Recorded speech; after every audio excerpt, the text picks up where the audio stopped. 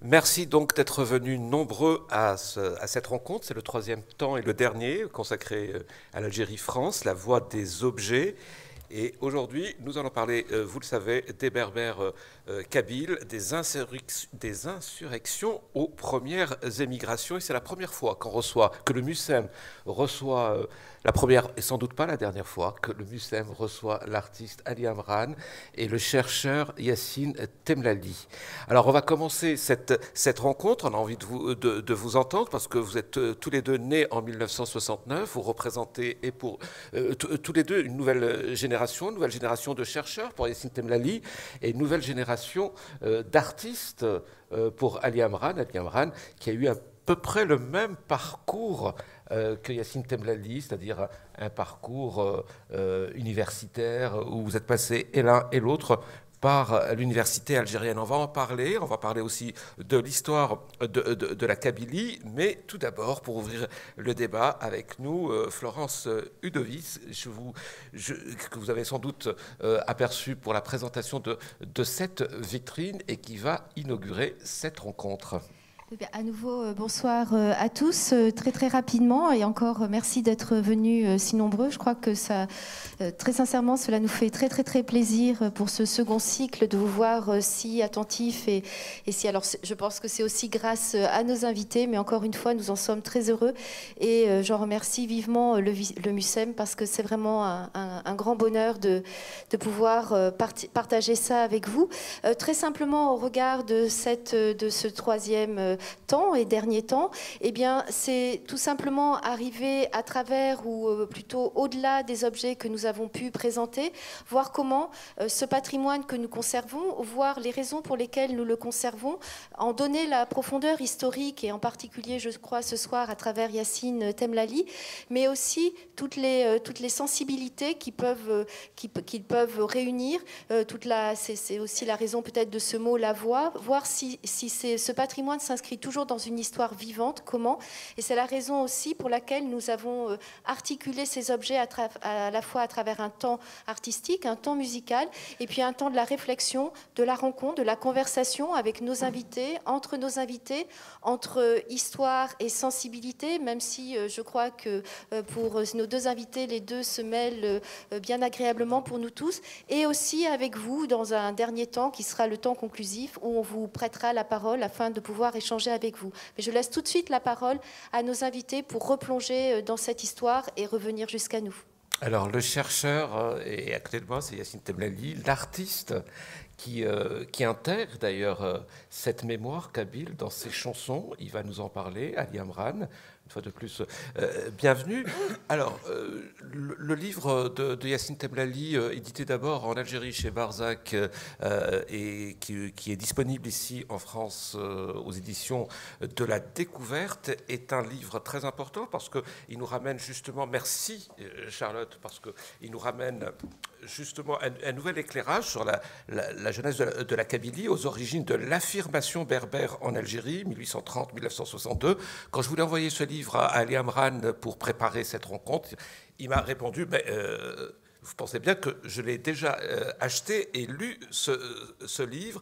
Il était tout à fait ravi de pouvoir en discuter avec vous, Yassine Temlali. Alors, comment l'affirmation berbère s'est-elle construite en Algérie? Alors, la Kabylie ou l'entité kabyle, c'est le fruit de mouvements de résistance, dites-vous, à l'occupation et à la colonisation française, qui ont renforcé donc ce sentiment identitaire de type ethno-linguistique jusque-là embryonnaire, avez-vous précisé en préambule, Yassine Temlali, mais cette affirmation berbère, elle existait avant la colonisation française, je suppose.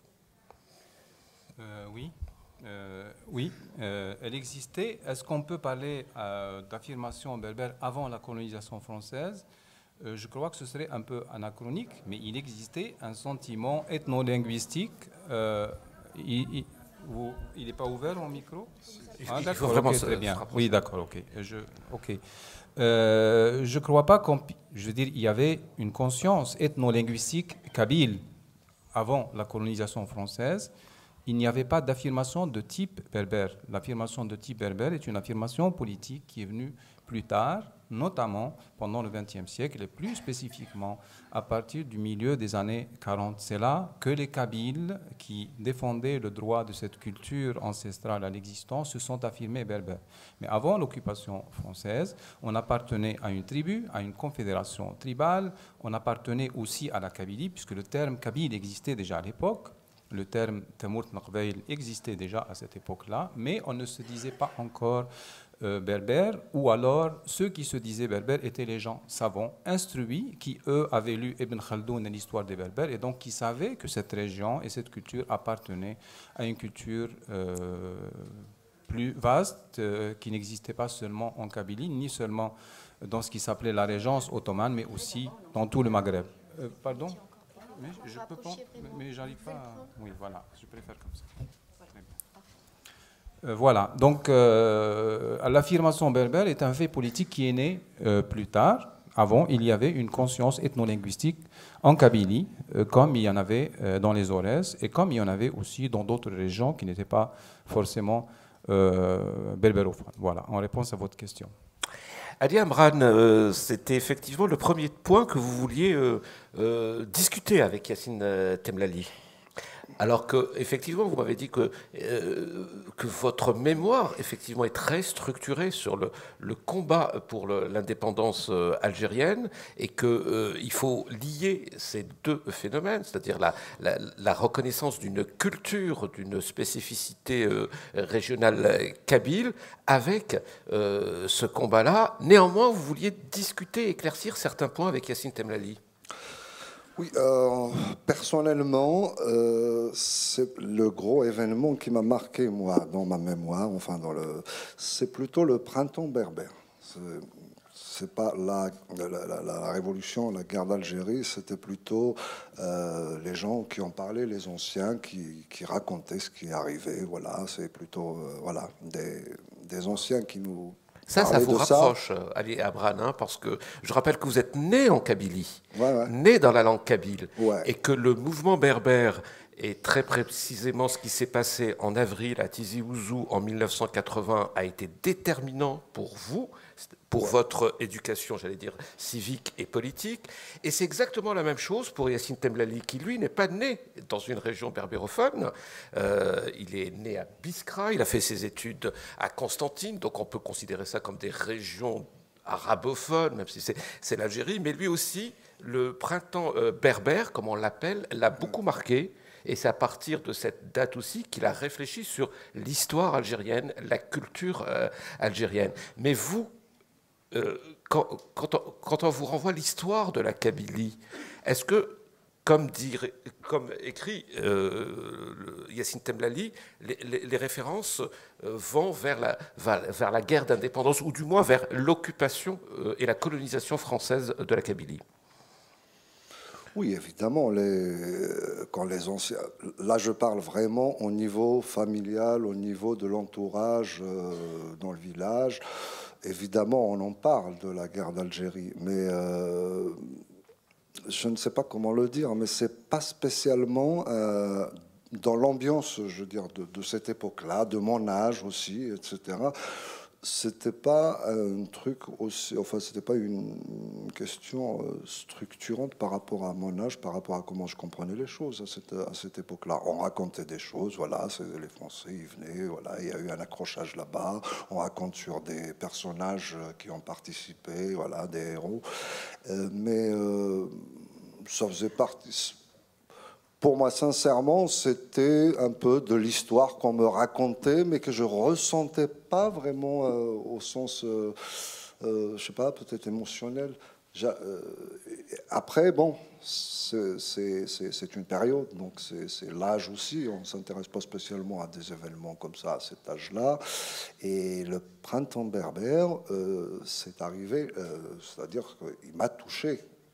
Il était là, il était arrivé, et puis c'est un moment dans l'évolution d'une personne, voilà, c'est un peu le moment de l'adolescence, donc j'imagine qu'il y a eu aussi un peu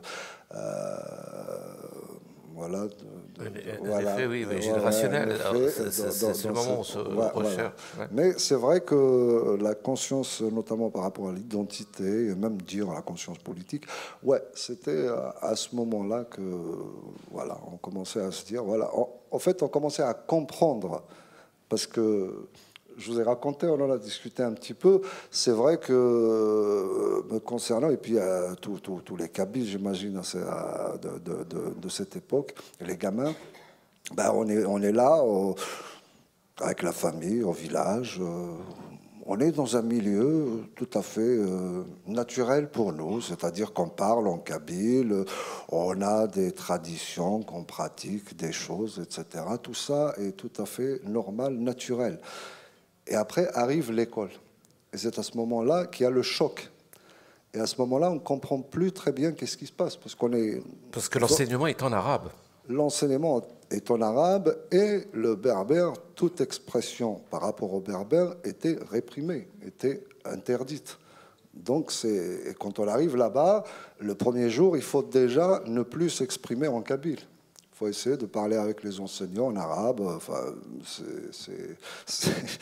le voir aujourd'hui comme ça, je ne sais pas comment dire, mais c'est quand même. Mais comment vous avez vécu tragique. ça? Comme si c'était une histoire parallèle à votre propre histoire ou une histoire plutôt complémentaire? Comment vous avez vécu? C'est plutôt parallèle, hein, parce qu'on allait à l'école et puis bon, on fait ce qu'il y a à faire à l'école, on sort et puis on revient à notre milieu, à notre environnement normal et puis voilà, on continue notre vie. Dans le milieu qui est, pour nous, c'était ça qui était naturel, quoi. Et donc, c'est plus, voilà, on y va, on apprend des choses, comme on va à l'école, mais c'était pas une continuité, ça, de loin, ça ne l'est pas. C'est très important ces deux points, c'est-à-dire votre enfance, cette rupture avec l'école et surtout l'importance du printemps berbère, de ce qui s'est passé donc en 1980 à l'université de Tizi Ouzou. On va en parler parce que si cette date est très importante pour vous, elle est aussi pour Yacine Temlali. Et peut-être que j'aurais dû commencer par là, Yacine Temlali, avant de vous intéresser à la Kabylie, avant de commencer votre travail de chercheur, avant d'arriver à cette conclusion après de longues années de travail avec des historiens et de recherche.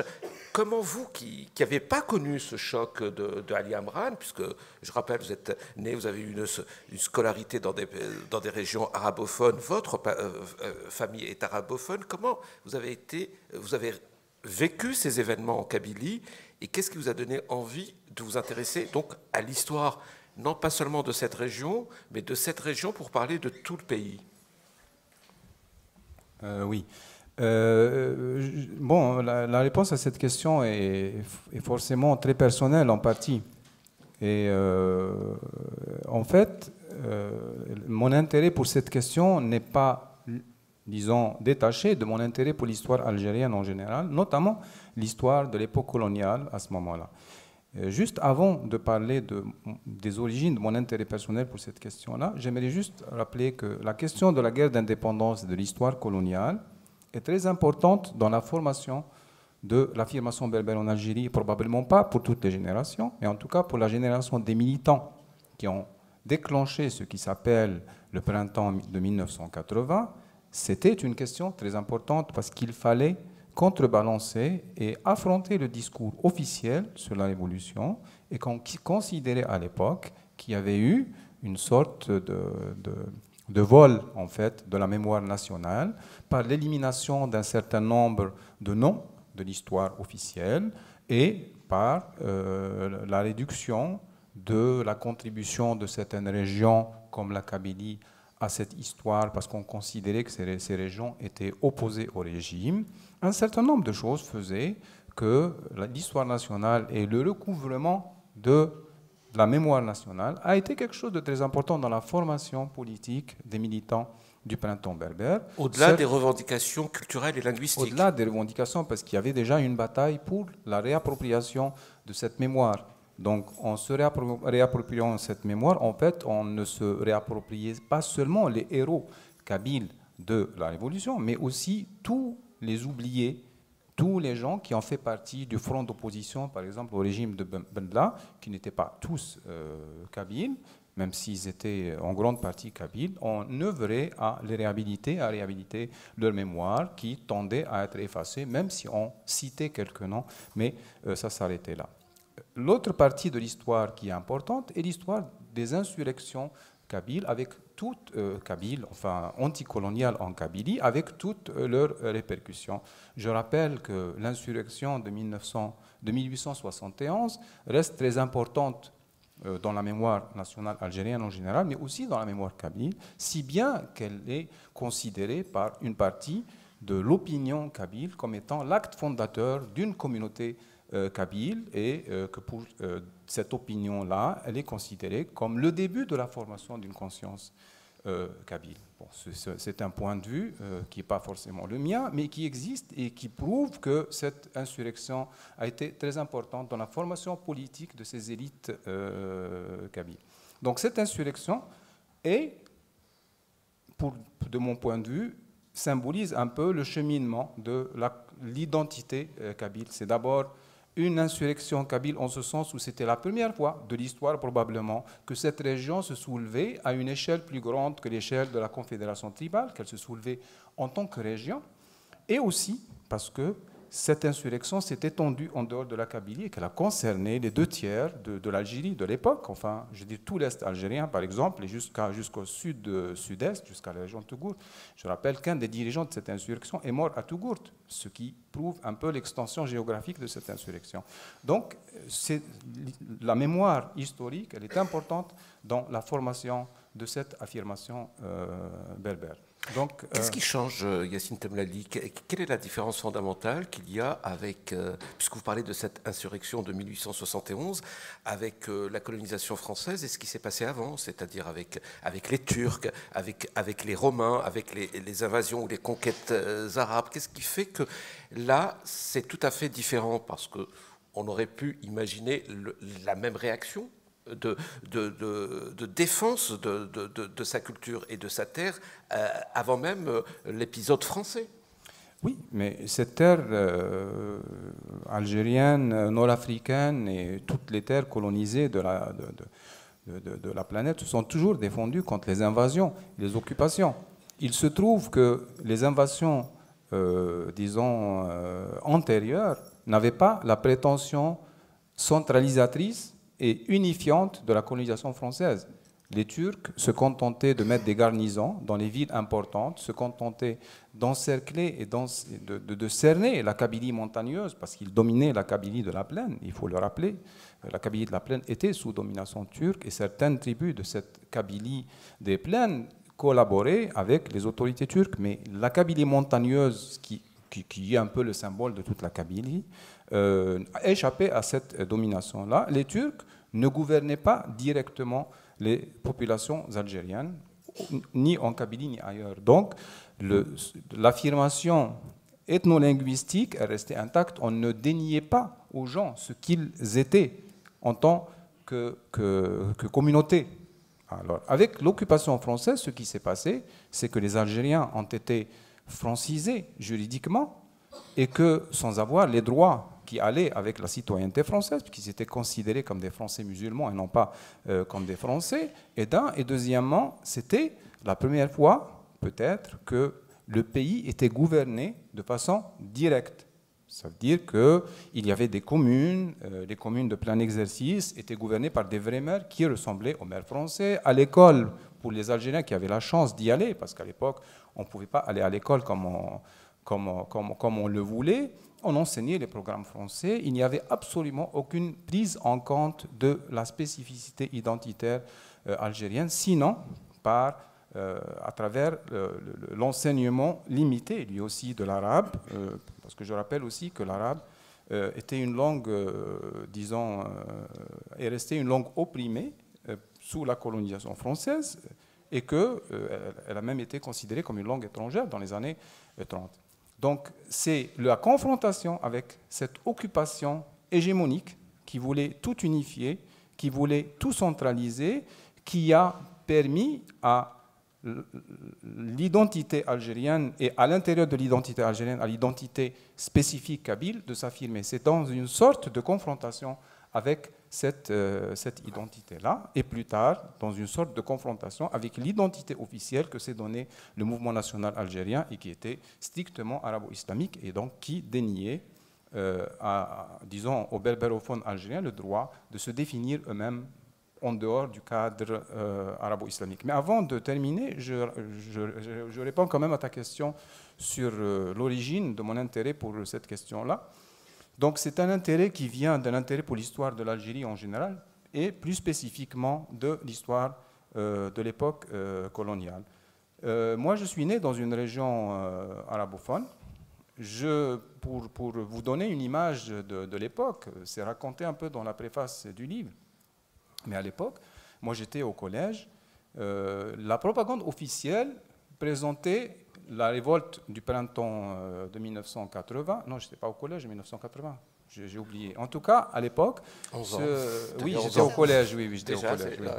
Et c'était une révolte antinationale, qu'on avait brûlé le drapeau national, et que c'était une révolte anti-musulmane, qu'on avait brûlé le Coran. Enfin, toute la propagande de l'époque qui présentait cette révolte comme étant une révolte anti-algérienne, comme une révolte, disons, anti-musulmane, comme une révolte, j'allais dire, athéiste, etc. Donc tout ça, c'est l'image qui a pu circuler. Si moi j'ai entendu ce récit à l'époque, c'est qu'il a été entendu ailleurs, en Algérie, et qu'il a probablement structuré l'imaginaire avant l'ouverture du multipartisme. Il a dû structurer une partie de l'imaginaire de l'Algérie concernant la Kabylie. Donc voilà, moi mon intérêt de cette question, pour cette question, il a commencé là, concrètement, de façon passive, de façon active à l'université, parce que à l'université de Constantine, il y avait des collectifs pour la culture berbère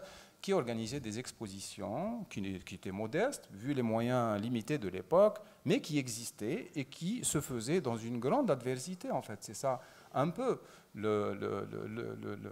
disons, c'est un contexte difficile qu'il faut rendre pour voir que en dehors de la Kabylie, il y a eu des collectifs qui se battaient pour la reconnaissance de la langue et de la culture berbère, et que ces collectifs ont agi de façon assez efficace sur l'imaginaire des étudiants et sur leur perception de cette question-là.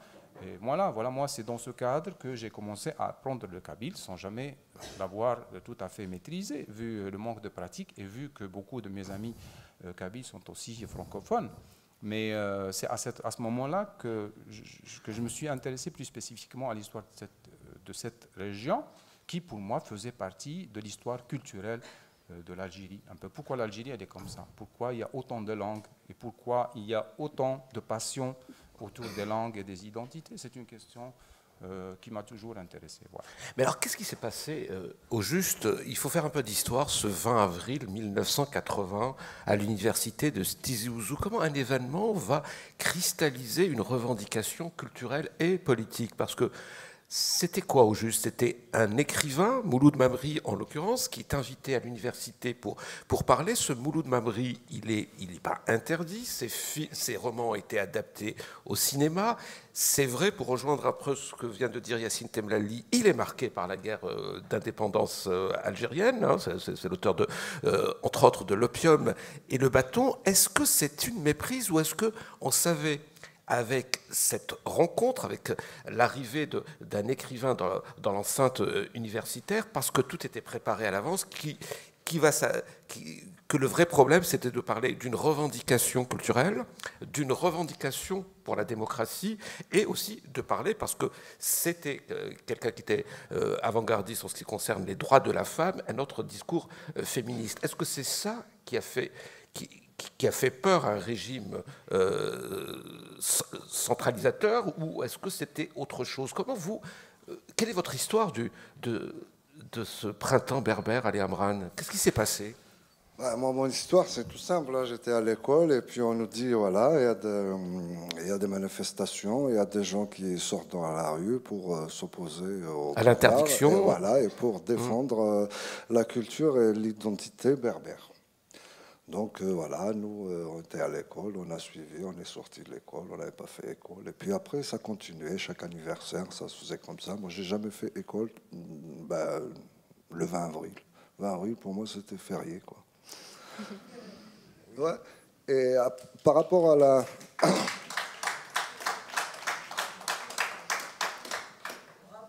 Par rapport à l'interdiction, bon, il y avait une conférence sur un livre qu'avait écrit Mouloud Mamri à ce moment-là, qui s'appelle Poème kabyle ancien.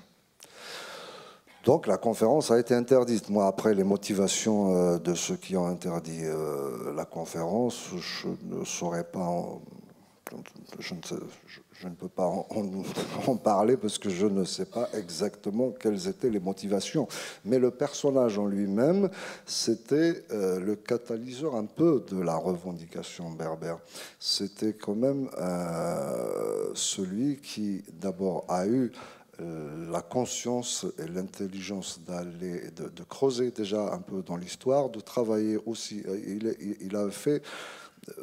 Il était sur plusieurs domaines. Il a recueilli donc de la littérature qui existait, qui était vivante, et je pense que ça a été peut-être un des motifs parce que ça fait le lien que cette histoire-là, elle ne tombe pas du ciel, qu'il y a des écrits, enfin qu'il y a des poèmes, qu'il y a de la littérature, qu'elle était déjà là, et puis voilà. Et donc lui, il avait fait ça. Poème kabyle ancien, c'est un recueil. Et il a travaillé aussi sur la langue, sur l'écriture. C'est lui qui a mis en place la première grammaire, un peu, voilà, une grammaire pour l'écriture du berbère. Il a travaillé, ça c'est un peu plus tard, quand il a sorti le livre Cheikh Mohandadi, Inès Cheikh Mohand. Donc un peu plus sur la vision du monde, la philosophie un peu qui... C'est Mohand qui est un grand poète, philosophe. Lui, c'était dans les poèmes Cheikh Mohand al-Hussein. Inès Cheikh Mohand, c'est un sage, en même temps... sorte de philosophe. Bon, c'est pas quelqu'un qui a appris à écrire, mais il arrivait à formuler les choses par la poésie et à soutenir, enfin, il arrivait à montrer, à éclaircir des situations. Il aidait les gens allaient le voir, etc., pour des problèmes, et qu'il arrivait à trouver, à résoudre des situations compliquées. Et puis, il avait une certaine philosophie qu'il dispensait, et les gens, ils allaient. Donc, c'était aussi important sur un petit peu la vision du monde de cette population à ce moment-là. Donc Mouloud Mamri, il incarne un peu toute la revendication berbère. Après, c'est vrai qu'il a été attaqué bien avant ça. Je veux dire, à la sortie de la colline oubliée, par exemple, il a été vilipendé par le courant arabo-islamique du mouvement national. Donc, voilà, après... Donc c'était déjà à l'intérieur du mouvement national. Yacine Temlalik, c'est quoi cette histoire? C'est parce que c'est une sorte de calendrier, cette conférence qui va dégénérer en émeute et qui va constituer une date très importante de prise de conscience pour la revendication de la culture arabe. C'est parce que le pouvoir était en train d'arabiser, de se raconter, d'essayer d'imposer une autre histoire pour unifier toutes les régions de ce pays, et qu'il voyait d'un très mauvais œil que quelqu'un vienne raconter une autre histoire. C'était ça le but. Comment ça s'est déclenché? Comment ça s'est déclenché? C'est-à-dire, à mon avis, avant de parler de cet événement en particulier, qui est quand même l'événement fondateur de la revendication politique berbère en Algérie, il faut parler un peu de ce qui a précédé. Alors, ce qui a précédé, d'abord, l'œuvre de Mouloud Mamri, et je ne parle pas de son œuvre de grammairien ou de son œuvre romanesque, je parle de son travail de regroupement, en fait, d'une jeunesse kabyle d'Alger, étudiants de toutes les filières, autour de cours de langue berbère. en fait, c'est la principale, j'allais dire, contribution de Mouloud Mamri à la naissance de ce mouvement-là. Parce que le poème kabyle ancien avait été publié en France, il n'était même pas distribué de façon officielle en Algérie à ce moment-là, il me semble, à moins que je me trompe. Et Mouloud Mamri, son travail sur la question de la langue berbère n'était pas publié en Algérie. Ceci étant dit, Mouloud Mamri n'était pas à l'époque considéré comme le symbole de la revendication berbère, pas même par le régime algérien. La preuve, c'est que le régime algérien lui a confié la direction d'un centre de recherche anthropologique et historique. Donc il n'était pas considéré comme un symbole de cette revendication et lui-même ne revendiquait pas ce statut. En revanche, ce n'était pas un soutien du régime et ce n'était pas un laudateur. C'était quelqu'un qui travaillait de façon profonde, aussi bien au niveau de ce centre, aussi bien à travers ce cours quasi clandestin, seulement toléré à l'université d'Alger, et qui a fini par être supprimé en 1974 lorsqu'il y a eu la refonte de l'enseignement supérieur et que l'étude de la langue berbère, qui faisait partie à l'époque de façon un peu officieuse des études ethnologiques, a été supprimée avec la suppression de la filière ethnologie de l'université d'Alger. Donc ça, c'est une étape très importante. Ce qui a précédé, c'est aussi autre chose, et là, c'est au niveau de l'université de Tizi Ouzou elle-même. Donc je rappelle que cette université était très jeune en 1980, elle avait été inaugurée en 1977 seulement, donc ça faisait seulement 3 ans que cette université existait. Cette université, elle a été construite après visiblement de longues discussions au sein du régime. Où est-ce qu'il fallait l'ouvrir? Il fallait l'ouvrir à Bouira pour qu'elle puisse un peu être au carrefour de plusieurs régions, la Kabylie, mais aussi la Plaine, mais aussi le sud algérois, ou bien fallait-il l'inaugurer dans le cadre de la politique de l'équilibre régional à Tizi Ouzou? Donc l'option a été visiblement prise pour Tizi Ouzou. Cette université a été ouverte de façon un peu improvisée. Les locaux n'étaient pas encore prêts. On lui a affecté un vieux lycée, des vieux locaux qui appartenaient à un lycée. Donc il y avait aussi un aspect social qui a fait que cette université est devenue vite une université contestataire. Ça, c'est un aspect. L'autre aspect, c'est l'aspect de la revendication berbère elle-même à l'intérieur de l'université. Donc pourquoi le régime a interdit une conférence d'un écrivain dont les films étaient adaptés au cinéma, d'un écrivain qui avait été choisi pour diriger un centre de recherche anthropologique, le CRAP. Pourquoi? Parce que les gens qui l'ont invité, les comités d'étudiants qu'il avait invités, étaient actifs sur le terrain de la revendication berbère, et qu'avant l'interdiction de cette conférence, je rappelle qu'il y a eu d'autres interdictions, l'interdiction d'une adaptation d'une pièce de Kateb Yassine dans la même université, et aussi un concert pour les mêmes raisons d'Eit Mengelet, etc. Donc c'est le contexte dans lequel a été interdite cette conférence. Mais on voudrait comprendre pourquoi, parce que dernièrement on a vu un film marocain de Nabil Ayouch qui vient de sortir et qui est très bon, et on voit que même le pouvoir marocain a eu le même rapport de force avec les berbères de l'Atlas. On voit une très bonne scène où des envoyés spéciaux du ministère viennent obliger l'instituteur qui reçoit les jeunes enfants et qui leur parle dans leur langue maternelle, le berbère, être obligé de leur parler dans un arabe littéraire qui reste quand même une langue plus d'étude qu'une langue usitée dans le Maghreb. C'était quoi l'idée? C'était le panarabisme triomphant qui les a poussés, ou c'est autre chose? C'est-à-dire si on essayait de comprendre cette répression, parce qu'on peut appeler ça une répression d'une culture ancestrale, elle répondait à quels objectifs, Yacine Temlani? Écoutez, c'était un refus de l'existence d'une autre composante, disons, de la personnalité algérienne. Bon, on parlait pas, il vaut mieux parler de personnalité culturelle plutôt que d'identité, qui était l'héritage du mouvement national. Je dis qui était un héritage qui venait de loin. En fait, le régime de Boumedienne ou de Ben Bella, en s'opposant à toute affirmation de l'existence du berbère en tant que fait contemporain. Parce que ce qu'il faut dire, c'est que le fait berbère était reconnu dans l'histoire. Je veux dire, quand on relit la charte nationale, on va trouver qu'on parle de Massinissa, de Jugurtha, des royaumes numides, la charte d'Alger, la charte de 1976, mais on ne parle de ce fait berbère que dans le passé, un peu à la façon des réformateurs religieux en Algérie qui ont écrit des livres d'histoire sur les berbères du passé, les berbères de l'Antiquité, de l'époque pré-islamique et même de l'époque islamique, mais tout cela était considéré comme quelque chose qui appartenait au passé. Donc, et pourtant, il y avait de ce une radio, fait contemporain, il y avait une radio qui s'exprimait en berbère, ou du moins en kabyle, je ne sais pas si c'est en kabyle. En kabyle, il y avait ça et en même temps ça. C'est ça que je n'arrive pas à comprendre. Oui. Je veux dire, il y avait aussi ce cours qui était toléré.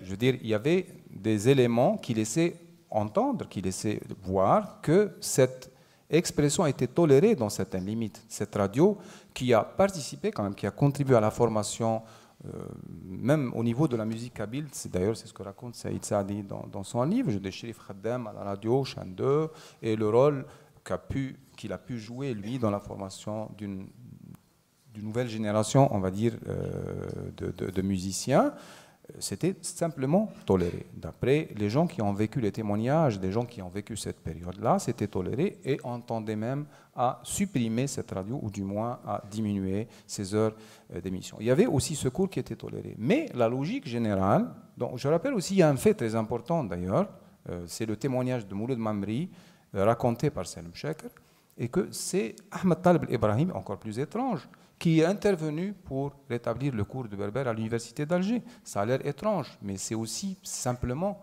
Étrange parce que c'est il faut dire deux mots sur Ahmed Talib Ibrahimi. Qui était un peu le père de l'arabisation de l'école pendant quelques années, donc quand il était ministre de l'Éducation nationale. C'est lui qui est intervenu pour que le cours de berbère soit rétabli en 1965. C'est le témoignage de Mouloud Mamri, rapporté par Salim Chaker. Donc ces faits-là n'élimine pas le fait que la tendance générale était une tendance à la négation du fait berbère et à toute expression de ce fait berbère au niveau politique. C'est-à-dire qu'on pouvait tolérer le folklore berbère, qu'on pouvait, il y avait même, je veux dire, quand on lit un peu le plan spécial pour la Kabylie, on parle d'artisanat berbère en utilisant le terme. Mais il ne fallait pas que ça soit formulé au niveau politique comme une revendication de reconnaissance d'une composante de la personnalité algérienne et encore moins de reconnaissance d'une langue autre que la langue arabe. Et cela vient de loin, encore une fois, du mouvement national. Lui, il a parlé de la colline oubliée. La colline oubliée a eu des attaques, a subi des attaques de la part du courant arabo-musulman, mais pas seulement. Je dis quelqu'un comme Mohamed Cherif Sahli a attaqué la colline oubliée sans l'avoir lu. Lui, il était même d'une certaine sensibilité berbériste à l'époque, parce que lui-même avait écrit un livre qui avait eu un grand écho sur Jugurtha, en faisant de Jugurtha une sorte de pré-héros national comparable à l'émir Abdelkader, etc. Donc, c'est l'idée de l'expression, c'est la peur de l'appropriation par l'occupant de cette revendication-là qui a fait que ce roman a été attaqué. On s'est dit que si ce roman a été salué par la critique française, donc c'est un mauvais roman, et donc c'est le procès qu'on a fait à Mouloud Mamri, aussi bien, donc ce procès a été un procès arabo-islamique, mais aussi il a été intenté par des gens comme Mohamed Cherif Sahli, qui n'était pas considéré à l'époque comme un symbole de ce courant-là. Voilà.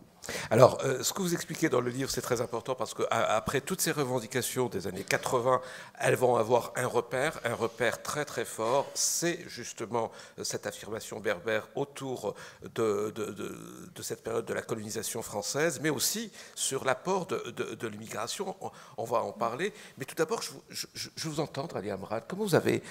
Votre mémoire, votre histoire kabyle, comment elle s'est forgée? Est-ce qu'il y avait d'un côté les cours d'histoire à l'école et puis le soir, il y avait la famille, les parents, le village qui venaient vous raconter une autre histoire non officielle et vous êtes débrouillé avec ça? Comment vous avez fait?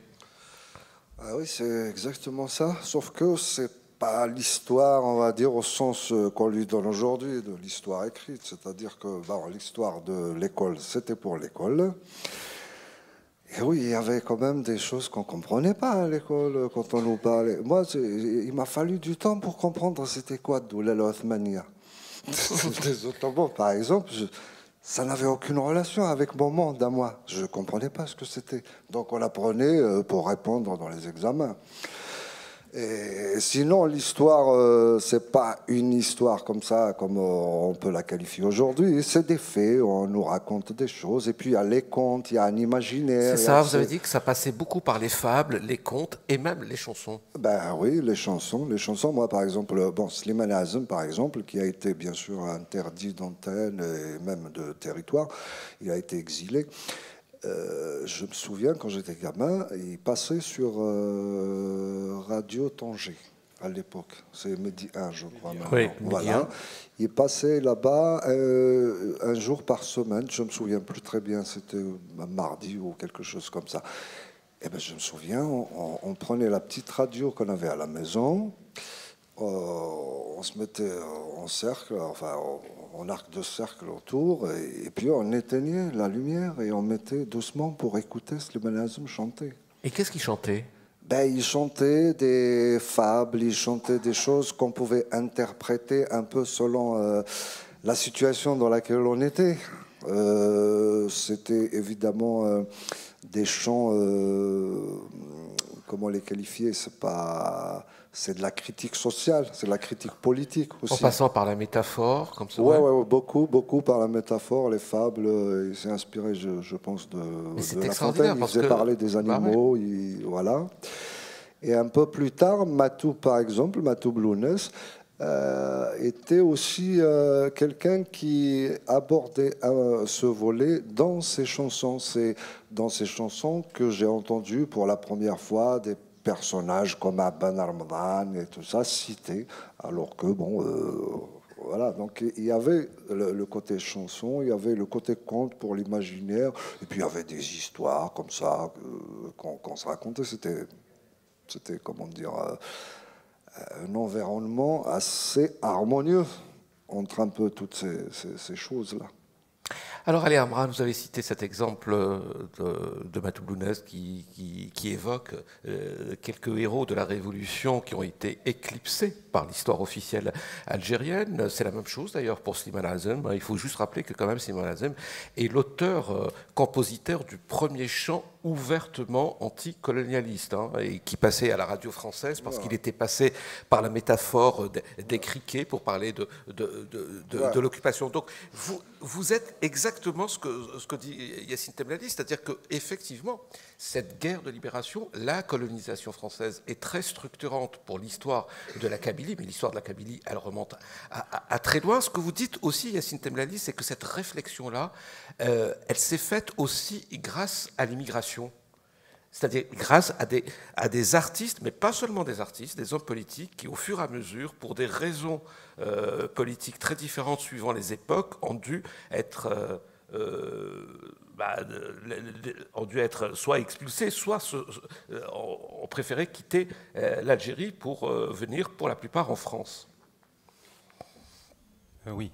C'est-à-dire, à l'époque coloniale, en fait, il y avait deux courants qui revendiquaient la reconnaissance, qui revendiquaient la culture berbère, on va dire, et la langue berbère. Il y avait un courant qu'on pourrait qualifier de berbérisme colonial. Le berbérisme colonial est un courant qui reconnaissait la domination française et qui estimait que l'Algérie devait rester française. Ce courant est resté minoritaire. Ce courant n'a pas pu avoir l'écho qu'ont pu avoir par la suite ceux qu'on appelle les berbéro-nationalistes et qui, eux, ont revendiqué la reconnaissance de la part berbère de l'histoire de la personnalité algérienne au sein même du mouvement national et au sein même du mouvement national radical qui revendiquait l'indépendance. Donc ce courant berbéro-nationaliste est celui qui nous intéresse, le berbérisme colonial étant marginal malgré toutes les théories disons, des militants comme Othman Saadi, arabistes, qui prétendent que tous les gens qui revendiquent la culture berbère appartiennent à ce courant pro-colonial. Le courant berbéro-nationaliste est né au sein du Parti du peuple algérien, qui était le parti le plus radical du mouvement national et qui revendiquait l'indépendance dans le sillage de l'étoile nord-africaine née en France. Ce courant a produit donc un certain nombre de pièces qui peuvent être considérées comme des pièces, comme des affirmations berbères. Dans le cadre du nationalisme algérien, c'était des chants nationalistes qui faisaient référence à un certain nombre de symboles berbères. C'était des gens qui concevaient l'Algérie comme étant un pays arabo-berbère où les deux communautés existaient et qui revendiquaient, c'est-à-dire pour la reconnaissance pour ces deux composantes. Donc, qui se mélangeaient, vous dites dans votre livre. Oui. Ils n'ont pas attendu la colonisation, ça se mélangeait. Hein, c'est-à-dire il y a des arabophones qui sont devenus berbérophones, des berbérophones dans l'histoire, oui. Dans l'histoire, oui. Dans l'histoire, je veux dire, ce qui nous intéresse aujourd'hui, c'est la langue que les gens parlent aujourd'hui, ce ne sont pas leurs origines. Je veux dire, prenez une communauté comme les Touaregs, il y a des blancs, il y a des noirs, il y a des bruns, il y a des gens de toutes les couleurs dedans, mais ce qui les unit, c'est leur appartenance à cette sphère ethno-linguistique, c'est leur revendication de cette appartenance-là. Je veux dire, leurs origines nous importent peu. Et donc, c'est dans le mouvement national que cette revendication est née, c'est ce qu'il faut rappeler. Est-ce qu'elle est née dans l'immigration ? Non, elle n'est pas née dans l'immigration. Pourquoi ? Parce que ce courant dont je parle est né dans les années 40 en Algérie, autour de lycéens algériens qui faisaient partie du mouvement nationaliste radical. En France, il y a eu une part importante prise par les Kabyles émigrés dans la constitution du mouvement national indépendantiste, mais cette revendication n'existait pas avant ce courant berbéro-nationaliste. Maintenant, c'est en France qu'un acte fondateur de cette revendication a eu lieu, c'est ce qu'on appelle la crise du PPA-MTLD de 1949, lorsque le comité, la représentation du PPA-MTLD en France a voté une motion qui rejetait l'appartenance de l'Algérie à la nation arabo-musulmane et qui estimait que l'Algérie devait être qualifiée et définie comme étant simplement algérienne. C'est un acte fondateur qui a été suivi par d'autres dans l'immigration. Ce courant a été réprimé et exclu du PPA-MTLD. Il faudrait aussi dire que son exclusion a été l'œuvre aussi de militants nationalistes kabyles. Je dis quelqu'un comme Karim Belkacem a joué un rôle très important dans la lutte contre ce courant berbéro-nationaliste, ou Amran aussi, qui est un des héros de la révolution algérienne, et même Abban Ramdan. Donc c'est juste pour vous dire que ces gens-là étaient dans une véritable adversité, puisque même en Kabylie, ils étaient considérés comme une sorte de curiosité politique, parce que les gens estimaient à l'époque qu'on ne devait pas revendiquer la culture berbère, mais se focaliser sur l'objectif de l'indépendance.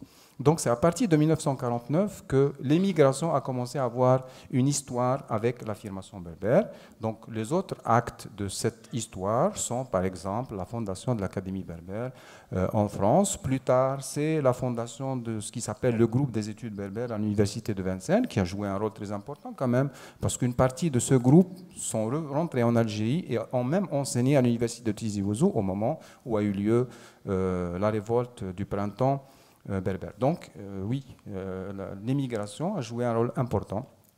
Bien avant, à ce niveau politique, je veux dire, elle a joué aussi un rôle important dans l'affirmation culturelle berbère à travers les artistes. Voilà, les artistes, je veux dire, les artistes. La modernisation de la chanson kabyle a eu lieu en France, mais Ali Amran en parlera sans doute mieux que moi. Oui, Ali Amran, est-ce qu'il y a eu à un certain moment une cassure entre les berbérophones et ceux qui ne l'étaient pas, parce que dans le livre de Yacine Temlali, ce que j'ai retenu, c'est que la langue arabe a toujours été en réalité présente en Kabylie. Elle était présente avec une audience non négligeable dans la mesure où elle était la langue de culte et des études. Hein. Il y avait des grands olamas, il y avait effectivement la religion qui faisait que la langue arabe était présente. J'avais interviewé un Kamal Hamadi, qui donc, bon, vous le connaissez. Il me dit que moi, lui, il était porté par effectivement l'élan nationaliste. Il me disait que nous écrivions les chansons en arabe, enfin en arabe dialectal, hein, on s'entend bien, et en kabyle d'une manière tout à fait naturelle. On pouvait passer d'une langue à l'autre. Alors, à partir de quelle date il y a eu cette cassure enfin, peut-être que le mot est un peu trop fort. Ouais, après de la situer aussi précisément, je ne sais pas. Mais en tout cas, c'est vrai, quand on regarde un peu le répertoire de chansons kabyles, bon, les premiers chanteurs ont chanté majoritairement dans leur répertoire en kabyle, mais ils ont chanté aussi en arabe, si on prenait Snaoui. Et vice-versa. Et vice-versa, hein, c'est-à-dire même les arabophones se mettaient à chanter en kabyle pour avoir... Et il y avait aussi ça, parce que, bon, après... à l'époque, apparemment, en France, c'était... Bon, il y avait d'abord une majorité d'immigrés qui étaient des Kabyles. Il y avait une scène aussi, donc ça jouait de la musique kabyle. Il y avait un public, etc. Je pense que ça a aussi joué dans les quelques cas, parce que j'en connais pas beaucoup. Il y a Nora, par exemple. Nora, qui était la femme de Kamal Hamadi. Voilà, qui était la femme de Kamal Hamadi. Donc, on peut comprendre un peu la motivation. Sinon, je ne vois pas beaucoup d'autres. Il doit y en avoir peut-être quelques-uns, je ne sais pas. En tout cas, voilà, à ce moment-là, bon, c'était pas tous les artistes, mais il y en avait qui faisaient des chansons en kabyle et qui pouvaient aussi interpréter des chansons en arabe. Et d'ailleurs, c'était genre l'Asnaoui, c'est lui-même qui écrivait. Donc, absolument. Voilà, vous le ferez, vous, Ali Amran, vous qui nous avez gratifié d'une très belle chanson en français, est-ce qu'aujourd'hui, oui, c'est-à-dire comme ça, pourriez chanter en par arabe? principe, je n'exclus rien.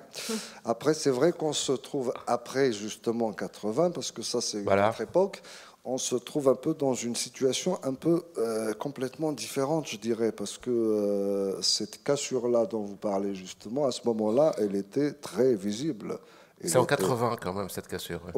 Ça, pour moi. Après, peut-être qu'avant, il y en avait pour la génération d'avant, je ne sais pas. En tout cas, pour moi, c'est à ce moment-là, elle était très visible. Et après, dans le rapport de force des langues et cultures, eh ben, c'est l'arabe qui s'oppose au kabyle, au berbère. Alors, ce qui n'a pas marché pendant la colonisation, et ça vous le montrez aussi, Yacine Temlalli, hein, c'est-à-dire qu'une force colonisatrice qui essayait de séparer les Kabyles des arabophones, ça n'a pas marché. Apparemment, vous voulez dire que le pouvoir algérien a réussi à le faire, à l'imposer, à créer des antagonismes là où il n'y en avait pas dans l'histoire? Ouais, je pense qu'il a... ouais, je pense, bien sûr, parce qu'il y a une répression, mais une vraie répression, une oppression, un ostracisme. C'est bizarre quand même, on est à l'école, au village, et on ne peut pas parler sa langue. Ça, c'est pas quelque chose de, comment dire, d'anodin, quoi. C'est pas simple, ça te marque, ça marque profondément. Et puis après, dans le sillage du printemps berbère, d'abord il y a eu la répression sur place, et chaque année, ça reprenait. Et chaque année, on se retrouvait face à la police, etc., pour aller marcher, pour revendiquer, etc. Donc oui, ça a créé quand même, ouais, on peut dire une cassure comme ça, entre guillemets. Ouais. Yacine Temlalli, pour parler de... Est-ce qu'on peut parler de cassure? Écoutez, moi je ne suis pas sur je ne connais pas la scène musicale aussi bien que Ali Amran. Je ne sais pas s'il n'y a pas beaucoup de chanteurs qui chantent aujourd'hui en arabe, c'est qu'il y a un phénomène à étudier pour le moins. Donc il est vrai qu'à l'époque, tous les chanteurs, j'allais dire kabyles, chantaient aussi bien en arabe qu'en kabyle. Ça, c'est un fait assez frappant par son absence aujourd'hui. Maintenant, c'est un phénomène qu'il faudrait étudier. Je veux dire, il s'agit pas, ce n'est pas la décision personnelle de chacun des chanteurs. C'est quelque chose, c'est un fait qui existe, qui doit avoir des origines très précises et très diverses. Mais moi, ce que j'observe, c'est que c'est pas pour autant qu'en kabylie, les gens n'écoutent que de la musique kabyle. Je dis, c'est peut-être les gens, ils écoutent de la musique du rail, ils écoutent du shabi, notamment dans certaines villes, de la musique et ils écoutent des chansons écrites en arabe. Je veux dire, c'est quelque chose qui existe dans les goûts musicaux de cette région-là. Je veux dire, le fait qu'il y ait eu une chanson contestataire et kabyle ou une chanson moderne kabyle n'a pas du tout supprimé l'existence d'autres types musicaux en Kabylie. Donc, moi, c'est plutôt ce phénomène-là que j'observe de façon empirique, parce que peut-être qu'il mériterait d'être étudié. Moi, personnellement, ce que je vois, ce que j'observe, est que la tendance générale dans le pays est plutôt à l'apaisement. Je veux dire, le fait que cette langue qui était complètement proscrite et interdite soit enseignée, même si c'est dans des conditions assez dramatiques et avec des moyens absolument insuffisants. Je dis cette langue, elle est autorisée à l'école depuis 1995-16. Il y a une académie de la langue berbère qui va être créée. Cette langue a été reconnue comme étant une langue officielle dans la constitution algérienne. Tout cela, évidemment, a des raisons politiciennes. Il y a des calculs derrière toutes ces décisions-là. Ce n'est pas le fruit du combat des militants. Absolument, absolument, c'est ce qu'il faudrait rappeler. C'est le fruit de combats de gens qui ont fait de la prison, de gens qui ont donné de leur temps et de leur argent pour que cette langue puisse se développer et se moderniser. C'est le fruit et le débouché d'un combat. Et c'est un débouché positif. Et c'est sur, à mon avis, ces victoires qu'il faudrait bâtir et ne pas être dans un esprit, de mon point de vue, un peu passif en disant mais de toutes les manières le régime veut manipuler. Bien entendu, le régime il veut manipuler, mais je veux dire, on a une reconnaissance constitutionnelle, on a une loi organique pour créer une académie de la langue berbère, on bâtit dessus. On dit voilà, ça existe au niveau de la loi, concrétisons. Pour moi, c'est cette attitude qui est une attitude positive et qui fait évoluer l'existence de cette langue et empêche sa disparition. Parce que j'aimerais, je ne sais pas, c'est un point tout à fait probablement polémique, mais j'aimerais dire que le danger pour la langue berbère, il vient évidemment par exemple, dans la région, dans les Aurès, il y a beaucoup de régions qui étaient berbérophones et qui sont devenues arabophones. Mais il vient aussi, j'allais dire, du fait qu'aujourd'hui, la langue berbère, elle a besoin d'être parlée par ses locuteurs. Elle a besoin d'être parlée non pas à la maison, non pas en famille, mais elle a besoin d'être parlée comme toute langue moderne dans toutes les situations de communication. Il y a des exemples dans l'histoire des langues et des luttes linguistiques de peuples comme les Catalans, par exemple, qui ont organisé des campagnes pour décomplexer les gens par rapport à l'usage de leur langue dans les nouvelles situations de communication. Et peut-être que la langue berbère aujourd'hui, elle a besoin de cela, elle a besoin de la reconnaissance constitutionnelle, elle a besoin de budget, elle a besoin d'enquête linguistique pour savoir quelle variante de cette langue, quelle variété il faudrait utiliser comme variété standard, ou bien est-ce qu'il faut utiliser des langues régionales, le kabyle, le chaoui, etc. Mais elle a aussi besoin que ses propres locuteurs l'utilisent. Elle a besoin que ses propres locuteurs la sortent justement de l'enclos familial et domestique et intime. C'est comme ça qu'une langue se développe. Si elle reste la langue enseignée à l'école, certes, parlée à la maison, certes, mais toujours dans les milieux fermés, dans des milieux qui ne lui permettent pas de se confronter à la complexité du monde moderne, de façon concrète, cette langue, elle finira soit elle en reste là où elle est maintenant, soit elle finira par disparaître. Je ne sais pas, je ne fais pas ce n'est pas pour être pessimiste, mais c'est plutôt pour... Mais ce que font les chanteurs, les écrivains, et depuis quelques années, parmi les avancées, il y a quand même quelques films de cinéma qui ont été tournés entièrement en langue kabyle. Vous avez participé, Ali Amran, en tant que compositeur de musique aux côtés de Safi Boutella, mais aussi en tant que comédien dans un film consacré à Lalla Fatma Soumar, qui était une figure du mouvement de résistance algérienne au cours des premières années de la conquête française de l'Algérie, c'est-à-dire vers les années 40. On a fait appel à vous. Vous m'avez raconté très précisément comment, pour que le film soit crédible, vous vous êtes basé sur la poésie qui se faisait à la fin du 19e siècle, ce qui prouve que vous avez cette mémoire kabyle. Mais est-ce que c'est parce que c'est une figure de résistance vis-à-vis de la colonisation française que le film a été tourné, qu'il a pu se faire? Ou est-ce qu'on peut imaginer que demain, on peut faire un film sur la Kahina, par exemple, en remontant encore dans le temps, en sortant justement de ce contexte de la colonisation française? Pourquoi pas, hein. Mais après, il faudrait justement, c'est problématique, les grosses problématiques, c'est-à-dire Kaina en tant que résistante ou en tant que... Parce que c'est là qu'on n'a pas encore réglé les problèmes par rapport à cette histoire. À cette histoire, oui. C'est le même problème avec Orba et Koseila, c'est qui la résistance et qui est l'oppresseur, quoi. Enfin, c'est des questions assez profondes qui doivent être réglées à une échelle, on va dire, de l'État. Je voulais enchaîner sur ce que disait Yacine.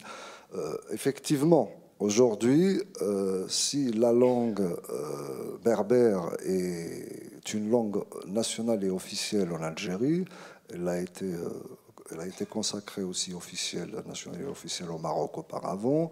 Si Nayar est devenue journée fériée, si le berbère est enseigné à l'école, tout ça est le fruit du combat des gens qui ont lutté, qui ont eu la conscience et qui ont eu le courage de lutter dans des conditions très difficiles pour défendre cette langue et cette culture. Donc ça doit être considéré.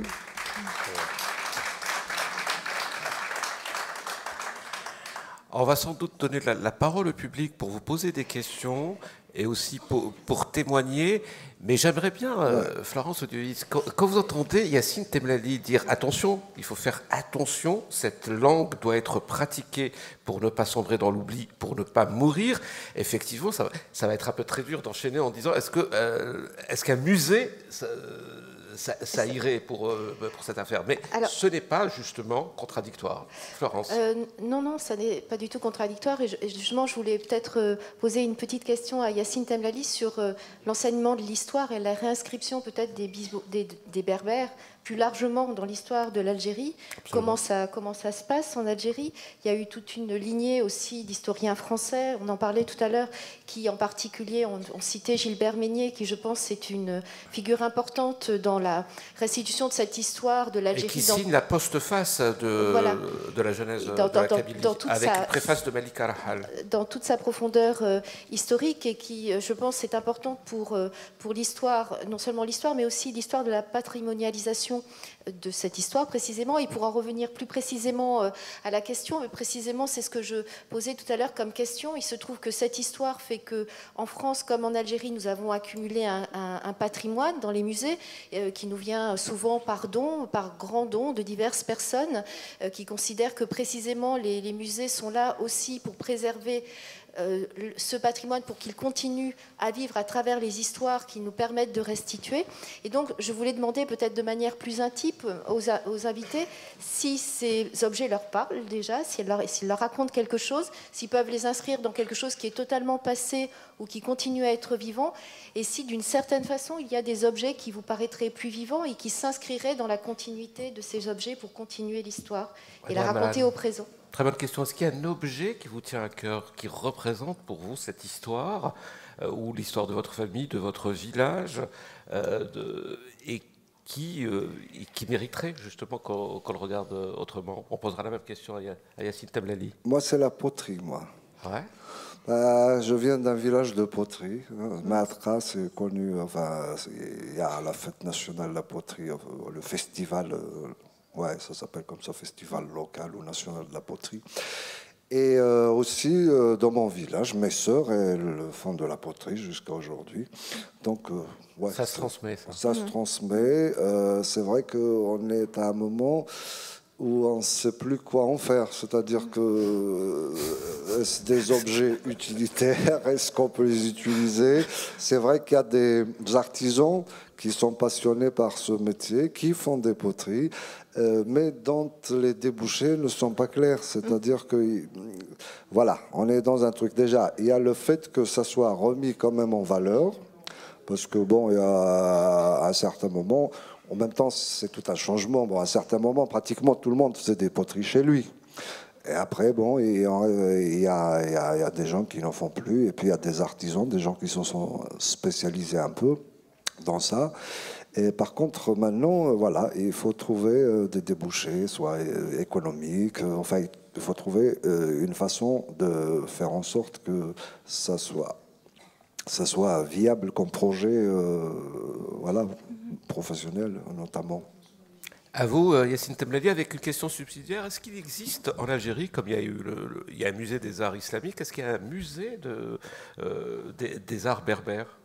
Non, à ma connaissance, non, mais il y a un musée des traditions populaires. Pardon. Il n'y a pas, à ma connaissance, de musée, non. Mais par contre, il y a des journées nationales de l'artisanat, il y a des manifestations sans que cela soit organisé ou programmé de façon à ce que ça ait justement des débouchés, à ce que ça se développe en tant qu'activité économique à part entière, etc. Mais les objets qui sont exposés ici, pour moi, ne sont pas des objets morts qui appartiennent au passé. D'abord parce que la poterie berbère, kabyle et la poterie en général en Algérie, elle est encore vendue sur les routes. Je dis, les gens, ils en achètent sur les routes pour offrir. C'est la même chose pour les bijoux kabyles qui continuent non seulement à être portés dans les cérémonies familiales, mais aussi à être offerts comme cadeau, etc. Ne parlons pas du couscous qui n'a pas besoin d'être d'être présenté.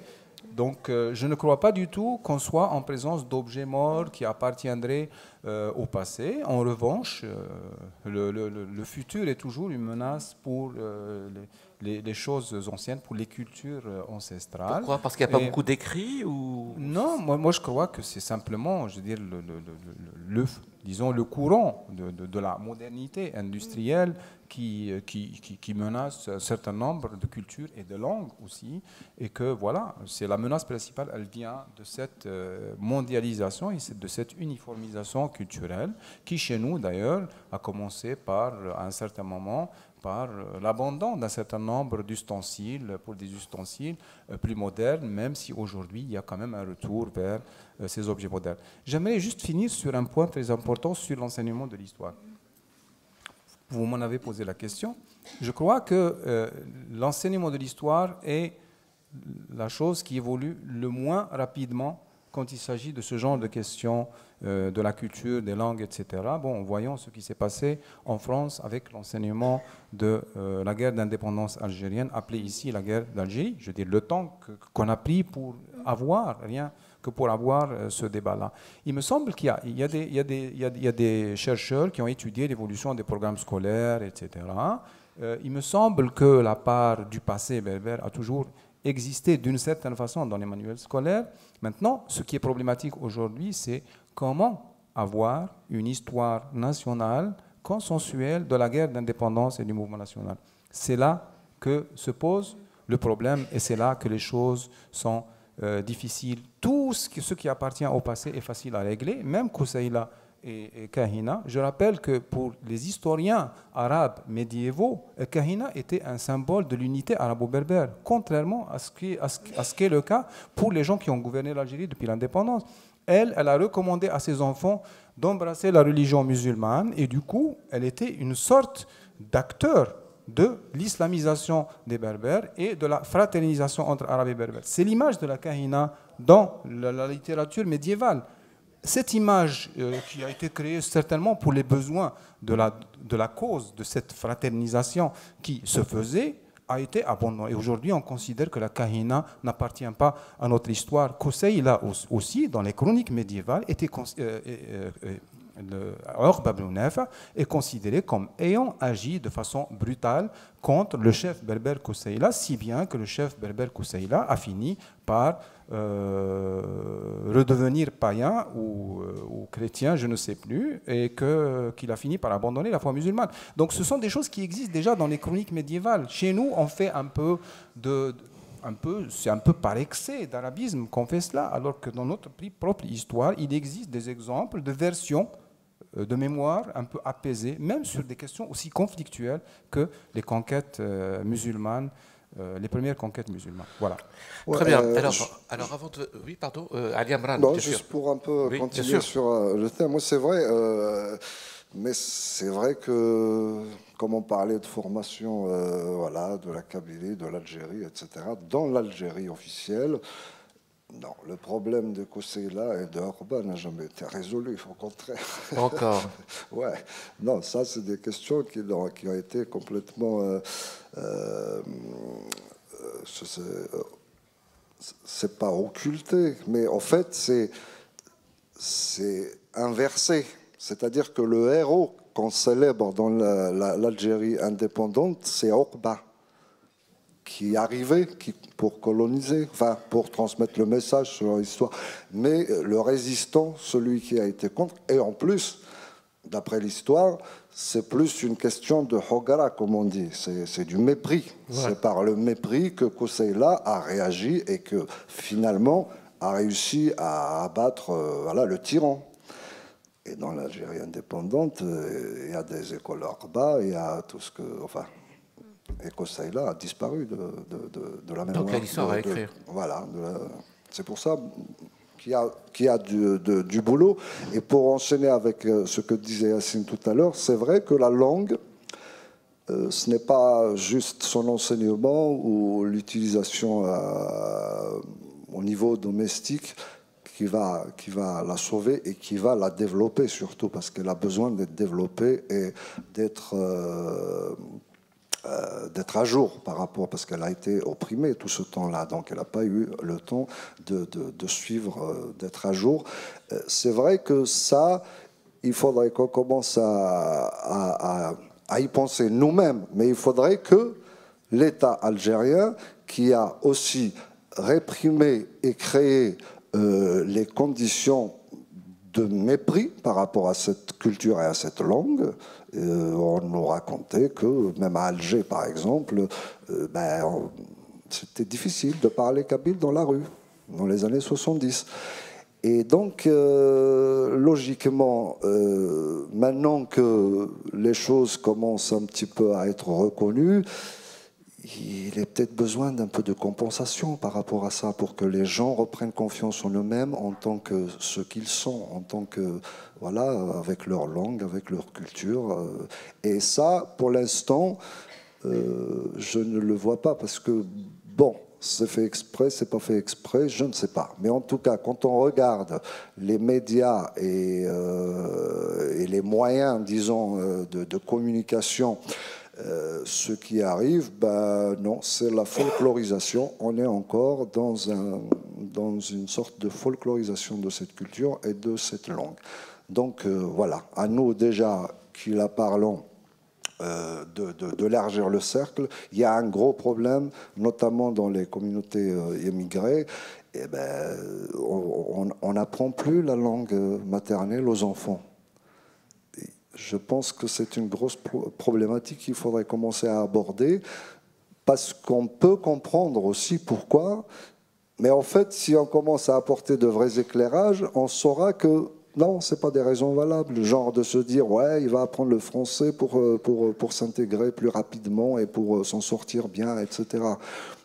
C'est pas très sûr tout ça. Les gens qui ont étudié un petit peu ces histoires de langue, de l'apprentissage, etc., disent au contraire qu'un enfant qui apprend sa langue maternelle, qui se structure dans sa langue maternelle, a plus de capacité à s'adapter et à apprendre d'autres langues après. Donc voilà, c'est des choses qu'il faudrait qu'on commence à en prendre, soit évidemment à notre niveau, chacun à son niveau, mais il faudrait que l'État aussi, qui a réprimé pendant quand même une quarantaine d'années après l'indépendance, aussi fasse des gestes et décrispe la situation par rapport à les choses par rapport à cette situation. Merci.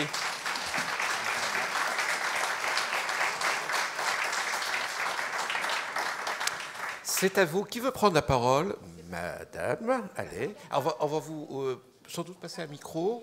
Ah ben, on vous voit. On ne vous voit pas. Donc, tout de suite après la dame ou le monsieur, je ne vous vois pas. Il y a 3 personnes. Eh ben, à vous, monsieur. Et après, on revient à vous. Pas de problème. Oui, bonjour, bonsoir. Merci pour tout ce qui a été dit. Je voudrais simplement intervenir sur 2 points. Sur les insurrections passées et sur ce qui a précédé octobre 80. Le 20 avril 80. C'est un lapsus. La question des insurrections a créé, je pense que c'est à ce moment-là qu'il y a eu une sorte, au moins, de configuration d'une Kabylie. Parce qu'essentiellement, le centre de gravité et le lieu de mobilisation le plus important de la révolte de 1871 s'est passé dans les deux Kabylies, pas simplement dans la première, parce qu'au temps des Turcs, les Kabylies étaient comme au temps des Français, divisés en deux. Il y avait une partie qui était dans le département de Constantine, une partie qui était dans le département d'Alger. Et donc, à ce moment-là, il y avait un centre unificateur à tel point que certains généraux français ou anthropologues ont parlé d'une église nationale kabyle pour la confrérie Rahmaniya. Le souvenir qui est resté n'est pas simplement un souvenir de dit ou de non dit. Il est aussi dans les faits. Par exemple, dans mon village et dans beaucoup d'autres villages, quand on regardait une terre qui était occupée par les colons, on savait qu'elle nous appartenait auparavant. C'était dans la chair, c'était dans la terre des gens que l'insurrection était marquée et qu'elle se perpétuait. Et il y a eu un très bon documentaire sur la région de Palestro, l'Akhdariya, où une personne parlait très bien de cette période du séquestre, ce qu'on appelait le séquestre, où 500 000 hectares ont été enlevés au Kabylie. La deuxième chose, c'est ce qui a précédé le 20 avril. Je pense que le 20 avril, ça a été à la fois l'aboutissement et la prise de conscience d'une série d'échecs, d'une série de défaites. L'insurrection de 63 du FFS a été réprimée dans le sang et s'est volatilisée. Le coup d'État a été une période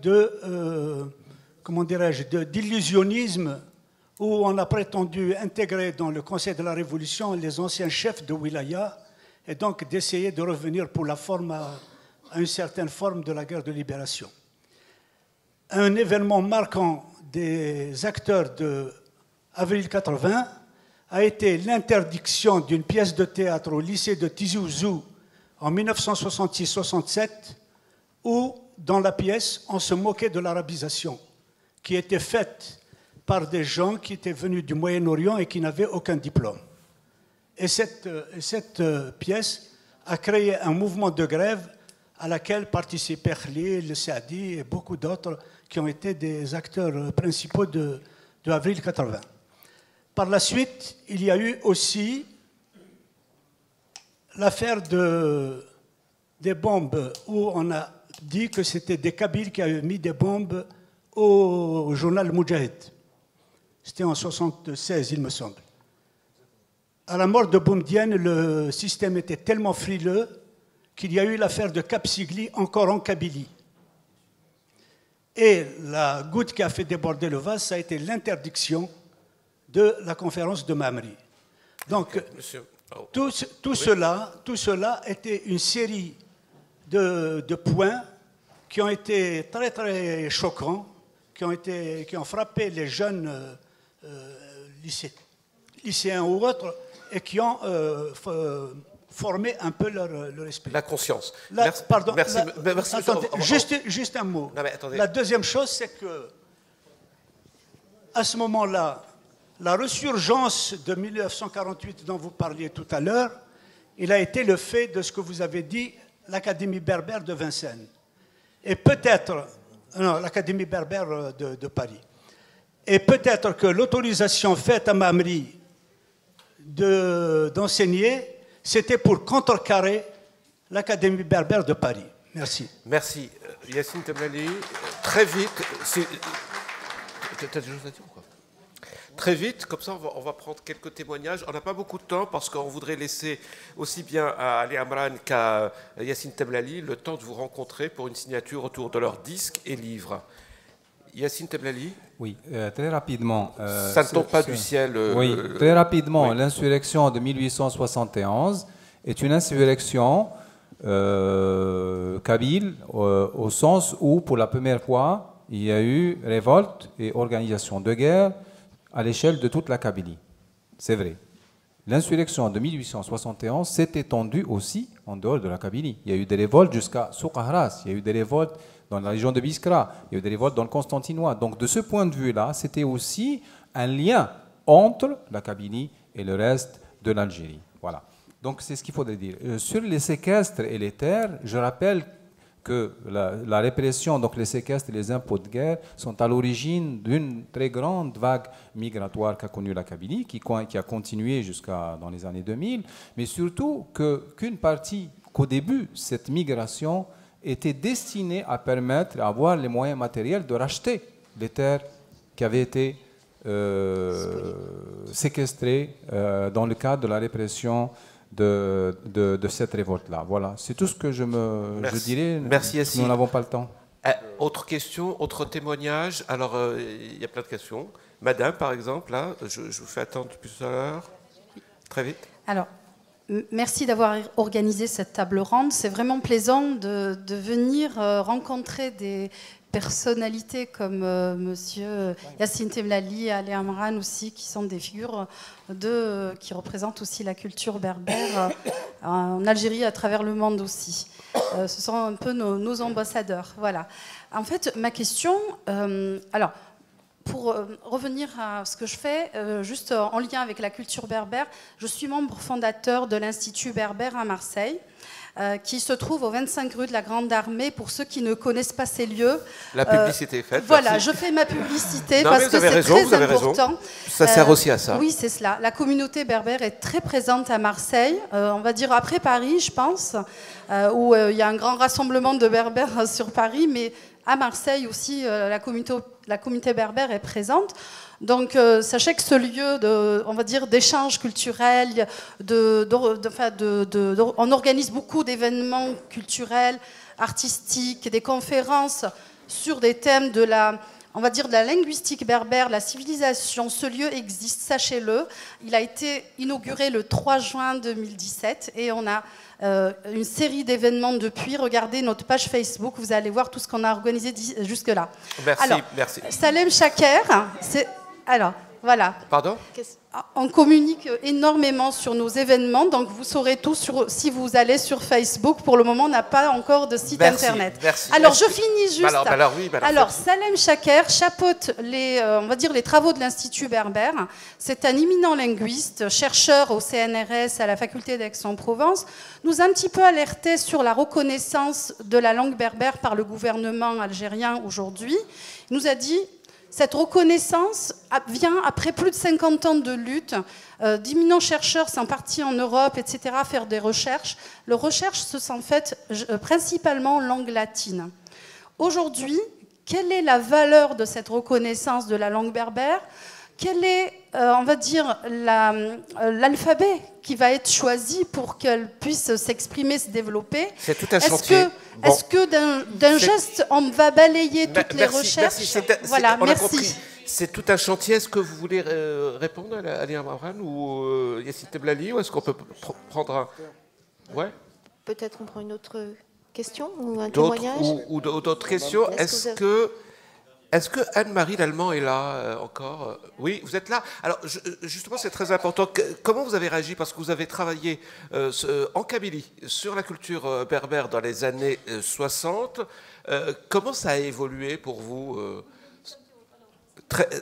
très vite, Anne-Marie Lallemand. Très vite, vous me vieillissez un peu. Quand même, en 60, j'étais encore étudiante. Donc, je vais juste donner une anecdote. Le lien entre la chanson kabyle et la politique. Moi, il se trouvait que j'habitais à Paris au milieu des années 70, en face d'un café qui s'appelait La Jacquerie, tenu par un kabyle, où venaient des gens comme Idir, Djemel Alam, qui sont devenus de grands amis. Parallèlement, je travaillais à la télévision et il y avait une série autour des villages à travers le monde. Et donc, j'avais proposé un village kabyle ne connaissant strictement rien. Je dois dire que j'étais complètement ignare, mais je me suis dit, je vais apprendre. Et donc, arrivant en Algérie, j'ai essayé de faire une petite équipe avec un cadreur. Enfin bon, j'ai eu mille et un problèmes. Et parce que le cadreur qui appartenait à la troupe de Kateb Yassine était en prison pour des problèmes de tract pro-berbère, etc.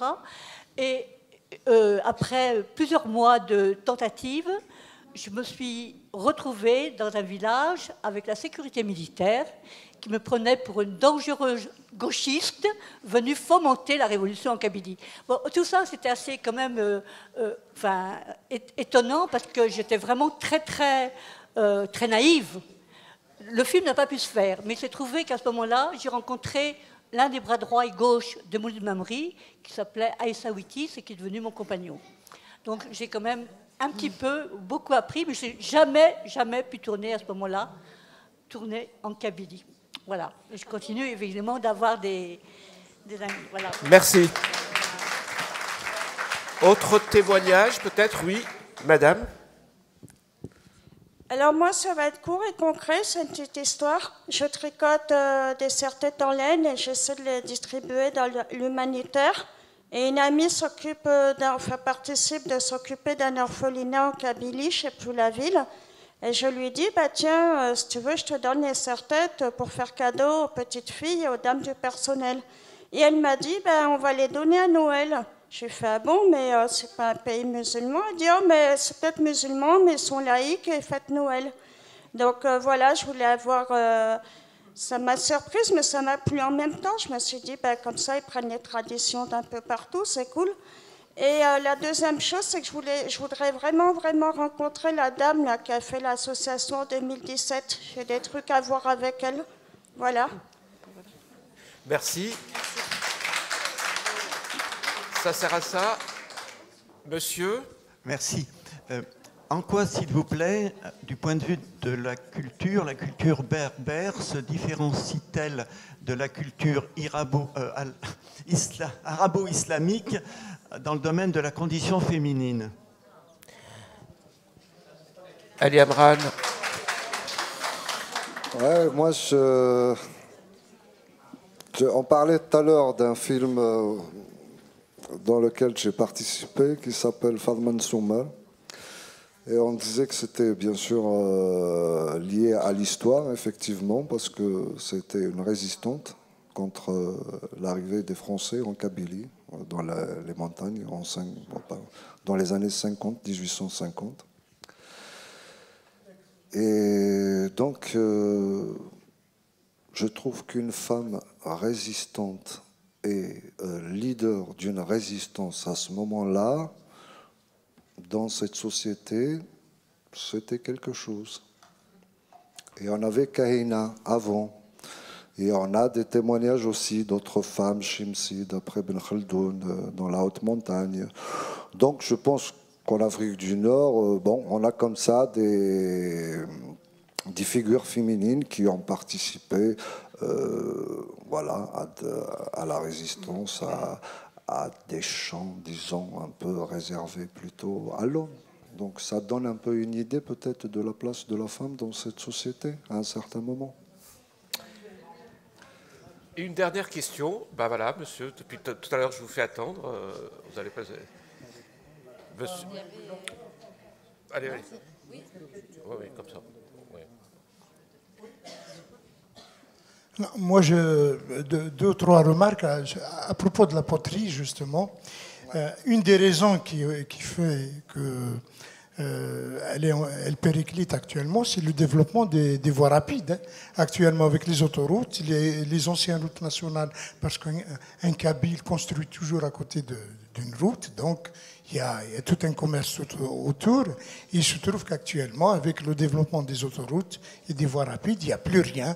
Toutes les routes tous les commerces sont morts. Hein. D'ailleurs, en 2008, quand le président Bouteflika est parti inaugurer un tronçon d'autoroute du côté de Palestro, de l'Akhdariya, il a été chassé à coups de pierre à cause de ça, justement. Hein. Deuxièmement, je voulais peut-être que nuancer sur une chose, c'est que l'oppression qui a touché, on va dire, les Kabyles ou le mouvement Kabyle, etc., c'est pas du fait qu'ils sont Kabyles, c'est parce qu'il y a une forme d'organisation qui essaie de se différencier, d'être en opposition peut-être, en désaccord avec ce que les disaient Derata du pouvoir. Et ce pouvoir-là a réprimé d'autres aussi en Algérie. Il a réprimé des mouvements populaires, ou que ce soit, par exemple, tout le développement autour du théâtre populaire à l'ouest était organisé malgré les pouvoirs. Je soulève une polémique, il n'y a pas de problème. Merci, monsieur. Je voulais juste vous dire que si vous êtes... que Ali Amran va bien sûr participer. Mesdames et messieurs, Ali Amran et Yacine Temlali vont rester ici pour signer leur livre et disque. Je voulais juste préciser qu'effectivement, c'est le 20e anniversaire. Ali Amran nous a bien rappelé ce triste anniversaire, le 20e anniversaire de l'assassinat de Mahtoub Lounès, qui sera fêté dignement. Si vous êtes de passage à Paris, dans la capitale, il y aura un grand concert donc au Cabaret Sauvage. Vous avez la date. Une dernière question. Attendez, une petite... Voilà. Oui, bien sûr. Ali Amran, vous êtes resté combien de temps en Algérie et pourquoi vous êtes venu en France? J'ai vécu 30 ans en Algérie. Et après, je me sentais un peu trop à l'étroit et je suis parti. Voilà.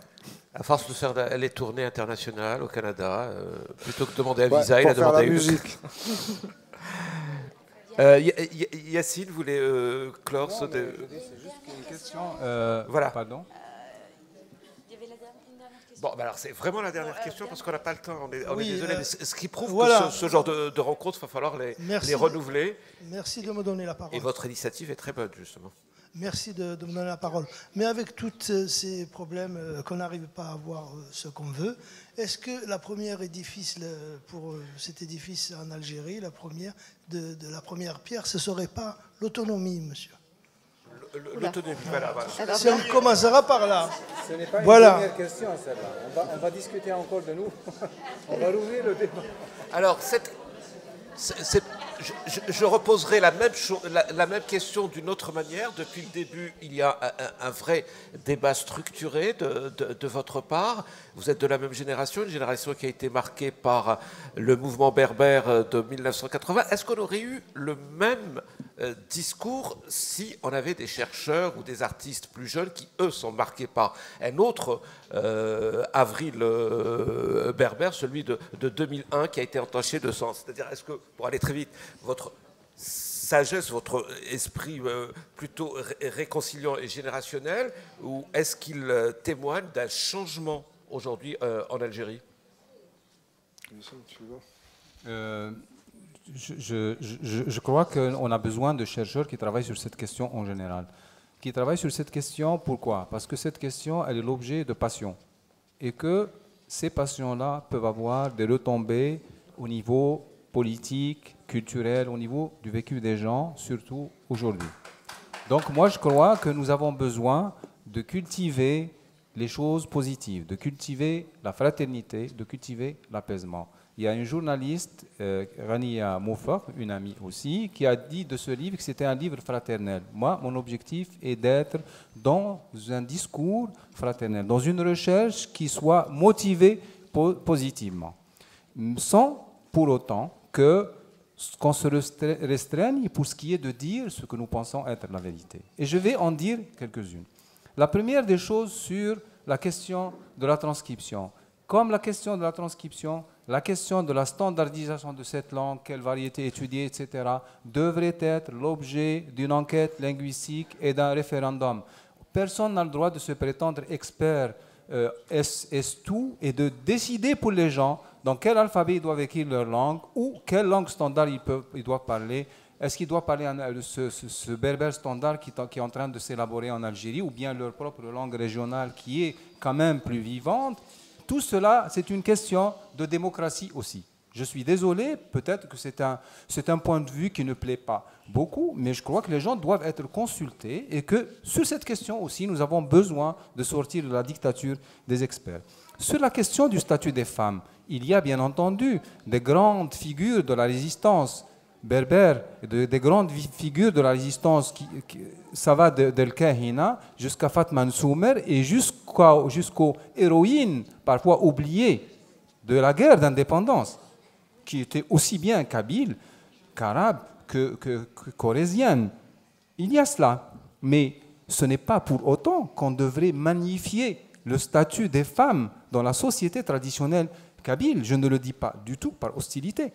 Je le dis simplement parce que l'organisation sociale kabyle, avant l'indépendance, était une société régie par les règles de la survie économique.